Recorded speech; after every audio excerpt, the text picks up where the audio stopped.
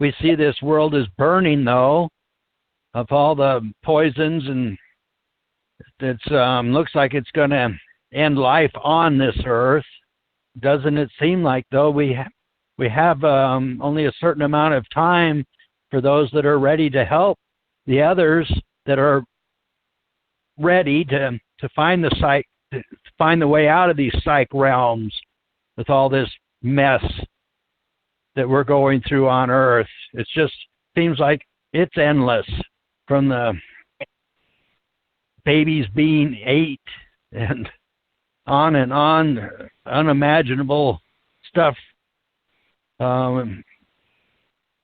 Seems like what we'd call demons in control of so many things, the wars and the starvation and the created diseases, and it seems like it's almost the feeling of having pressure to do something while there's time to do something. And like you say, by singing the new you, becoming more aware of what's actually going on. The real guide showing us about these things like Fukushima and the poisons of the engines on Earth and the factory pollutions, and it just seems like it's an endless bunch of crap to have to be in this physical realm, to have to do something before we're gone. Yes, I agree somewhat. But I think that part of it is that we are able to be like the sun shining. It doesn't have, an agenda. It just is. And by just is, it gives us light, warmth, life. So it just means whoever we are and whatever we're doing, when we can relax enough to see what's going on around us in nature, like Dwayne says, the birds don't have all of these. If you disturb an anthill, they get excited, but then they repair the damage to their home and go back to life. I think we've forgotten how to go back to life. And so when we take time to reflect on what we see, that gets us to the point of. Thank you. Yeah, thanks. Yeah, Woody, that was cool. And what I was seeing when Tim, you were saying that people, how it's a matter of experience for them to get to the point where we are now, where we can do something that makes sense and recognize what's taking place. It's not necessarily the experience, it's the recognition of the experience where, we've all had a lot of different experiences, and the experiences themselves are valid, of course, but it's what we recognize from those experiences that got us to the recognition of where we are now, which is where I really like what Claudia said too, where now we can relax with what we have recognized. We can because we have the ability to recognize what it really is, which is we're just like the isness life is itself, is these free beings of real light. And so when you can see that and be that, you can relax. And it's like what I mentioned at the start of the call with Bob, when he was saying that you can let the sound come from you instead of to you, and then you can really relax in what's taking place on the earth. It doesn't have to affect you because you're always okay. You just keep that recognition and that position of being like the sun shining, which is wonderful, pure and sincere always, and it's always new now, every moment. I even heard Dwayne say one time, each moment is like a lifetime.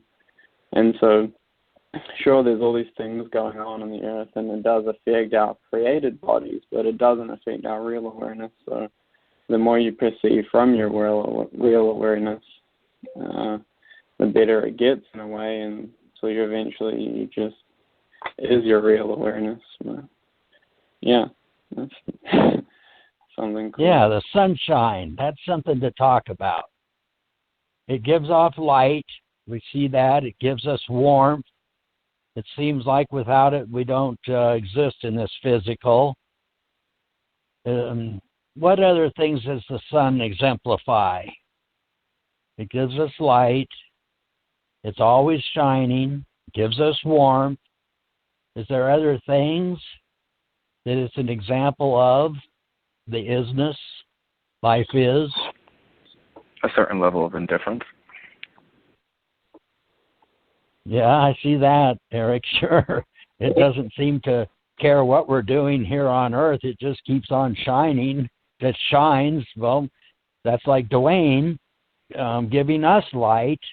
That's similar to what I see as the sun, about the astral light being knowledge, this other light that we seem to be the all pure light beings. What is the sun showing us that Dwayne's talking about? It's not just the light that is being given to the earth and whatever it hits, and the warmth it sends, and the indifference it shows. That sincerity it demonstrates. How do you see that, Eric? How do you see the sun giving us sincerity or showing sincerity?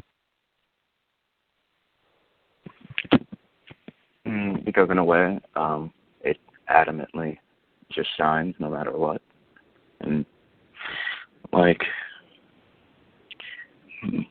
in a way, like it, in a way, there's really no other intention behind, I guess you want to say, its action beyond shining. Yeah, I see that. Even though we're given... Like it's sincerely focused ahead. on shining and doing what it does. Yeah, but it being just a rock on fire too, you know, it seems like, what is it? All life is awareness. It's aware that it's shining and giving off this stuff for everyone. Well, it's certainly aware of what it is, whether it's a rock on fire or not. I'm not sure. I haven't been there to check it out yet. But yeah, I lost my train of thought, or what do you call it? What I was seeing. What I was gonna say is it doesn't expect anything in return. Like it just is. You know, all it's concerned about is just being what it is, which here is the sun shining, and so it just does that. And it does, you know, there are plenty of people down here on Earth where so many creatures that don't recognize what it's doing in a way, but it doesn't care. It's just providing the opportunity for all the beings here and the various body forms to have their experience, which is pretty cool and very sincere of it.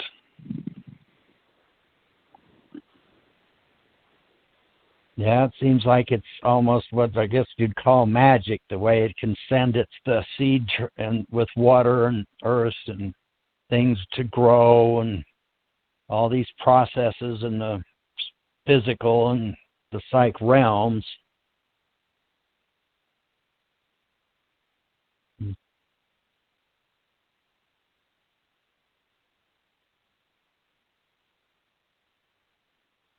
Is there anything else that the sun's demonstrating that anybody sees?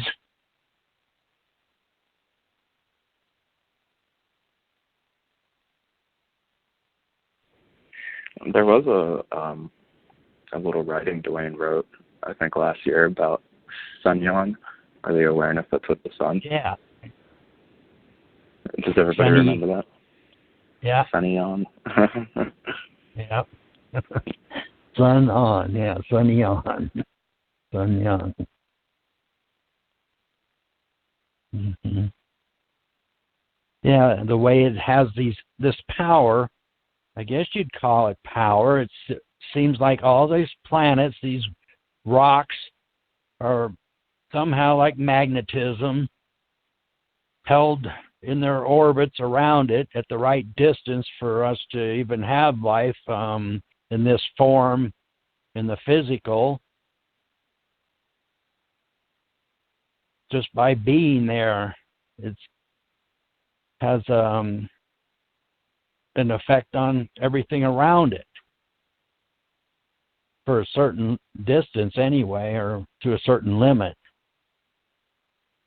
And then that gets into these other realms with the all light. This sun's giving off light, and then sounds like the real universes are pure light. And we're just a view in the pure light. But I guess the sun must be thankful to be to, and be thankful that it's giving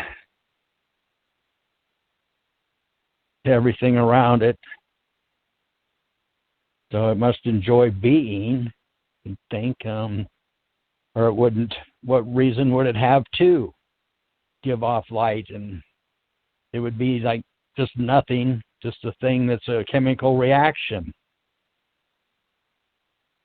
Well, is there anything that anybody can think of that they'd like to talk about today while we're discussing real universes?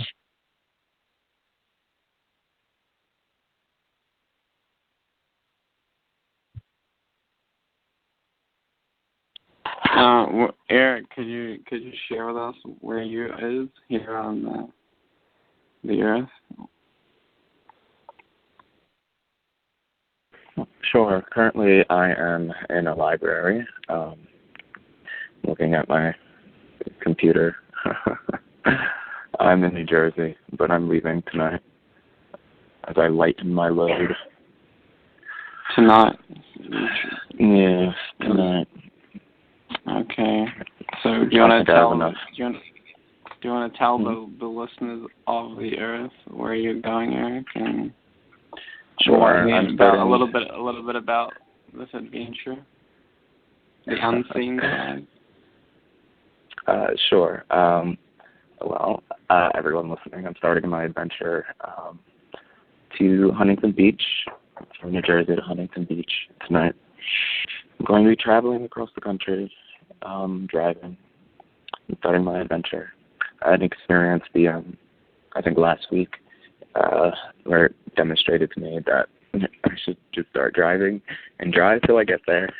So that should be fun, see what happens along the way.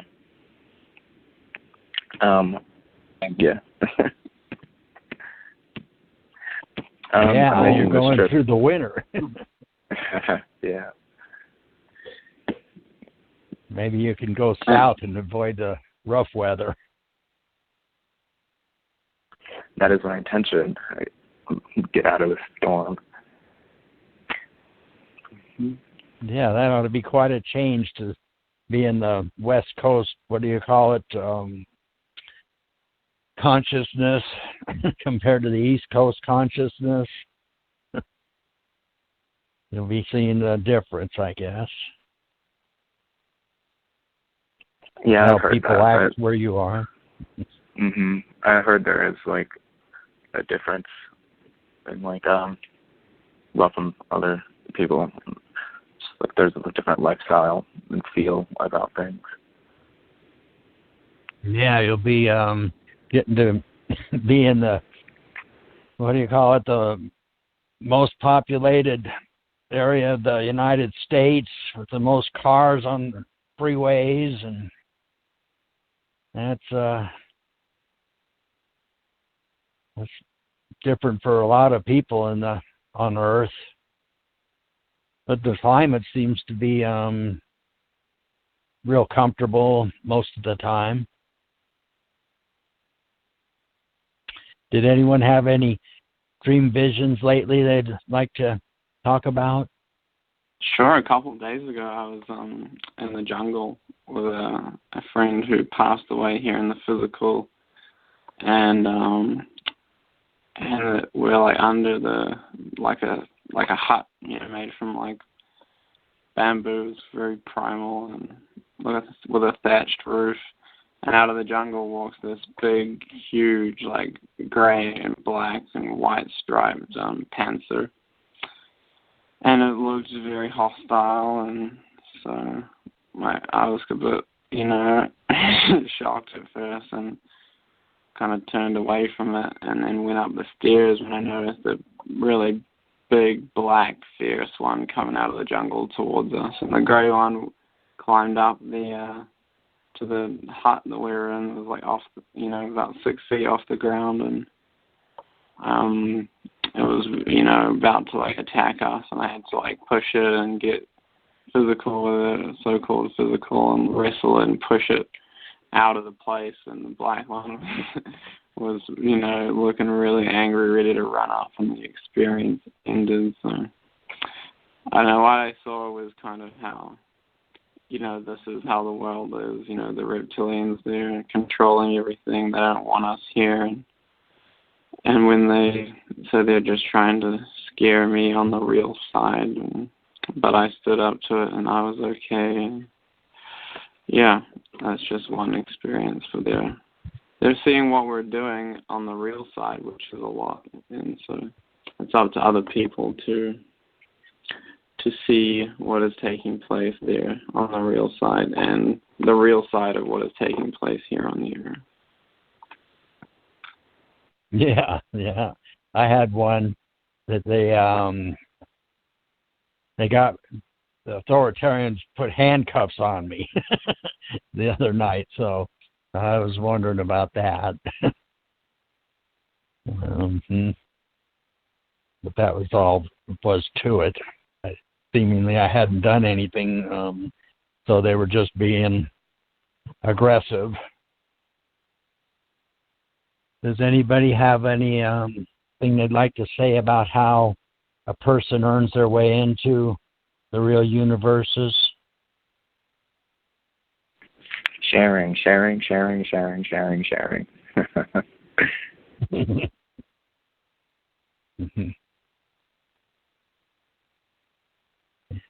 How do you mean that by, Eric? Sharing Because material things, sharing, yeah. Sharing the real references, the knowledge, the projects, getting with the projects, doing something that makes sense. Because you can sit in your room, you can sing the new you can have the experiences all you want, and it's just kind of like back in the thousands of years ago, and you would sit in the cave and meditate. I mean, that's good for you, but that's not the way the world is anymore. The world is ready for something like this, but it's really up to individuals to step up. So, I mean, we earn our way by sharing what makes sense. We earn our way by sharing what's real. Life sees us. Life sees what we do.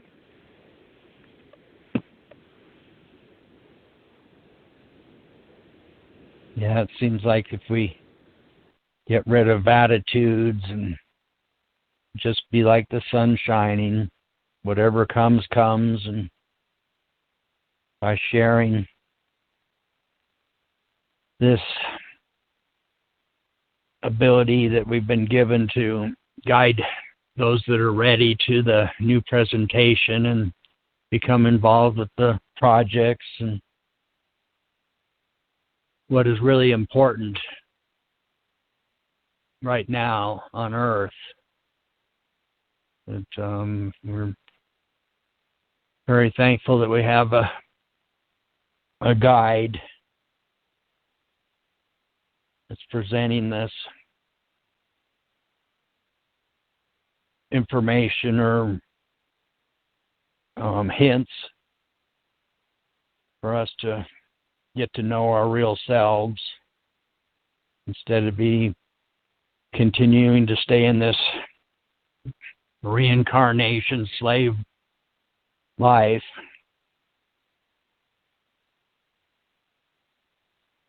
Well, I guess it's getting to be about as long as we have on the show, Kelsey, I was wondering if you'd like to mention, if anybody's listening, about the projects. You're there. Hi, Tim. Thank you. Hi. So we do have the fruit tree projects that we're inviting the public to become involved with, and we're going to be talking to more people here in Huntington Beach, like we've been going to the city council meetings, and Dean Val is here, and we have a video of about 4 council meetings that Val has gone to presenting the fruit tree projects for the cities and fruit trees on the side of streets and sidewalks. So Dean, Val is here if you'd like to talk a little bit. Hi, everybody. Yeah. Hi, Val. Yeah, hi, Tim. Don't forget the nut trees for the squirrels and things. No, we won't forget the squirrels, will we? It's funny that we did talk to a woman that has planted 7,000 trees already here in Huntington Beach. She's been doing this for years. And the first thing she said was, well, you got to be careful. These kids will pick up the fruit and throw it at each other. It's kind of funny that she would say something like that. But, you know, we hear all kinds of things. We hear all kinds of reasons why it's not a good idea to plant fruit trees on streets and freeway strips and stuff, which include things like they're messy, people slip and can sue the city, high maintenance, they take pruning, they get infested with certain things, they have to be sprayed. But yet you see them being planted all over, like the Beacon Food Forest up there in Seattle, and other places around in the Boston area, and forests. So it's really doable. I mean, the idea is really cool, we think, and more people get past their attitudes about. I mean, people have fruit trees in their front yards, and you know, I mean, there's just so much that can be accomplished with food forests and fruit trees and nut trees and things like that. The edibles, in other words, that provide for people. It could show so much. It could demonstrate so much to people that, you know, this is where our food comes from, and people take an interest and care into caring for them. Part of this is the community and the volunteers that would help to take care of them. The city doesn't necessarily have to take care of them. The city councils can bypass certain things. They could put into law or regulation if that's the issue, to, you know, have committees, volunteers, public committees to take care of them. There's different ways of doing this, so it works for everybody. But that's just one of the little projects we're doing here, is going around to the city councils in Orange County, California. There's around 35 cities or so in Orange County, and we're going to hit all the cities and propose fruit tree plantings throughout the city, each city. And we're trying to get into the paper, the local papers, you know, trying to get basically what we're doing, and in a roundabout way, you know, bringing into view the bigger picture, actually what we're doing, but which is like helping to wake people up, like the show is about. But we're doing it through the fruit tree idea, and educating people about what's going on with their environment. And then it'll once they look into it, they'll see that there's a bigger picture, and they could really benefit from it through wake up and becoming more aware.